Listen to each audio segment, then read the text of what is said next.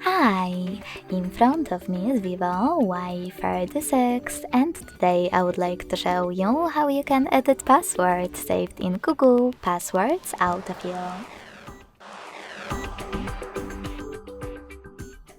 Begin by going into Devices Settings and scrolling all the way down to Access Accounts. Then tap on this gear next to Google.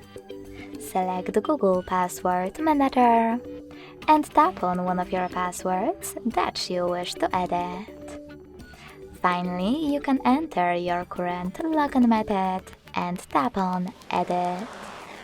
Then change wherever you want to, and when you finish, tap on Save at the top right corner.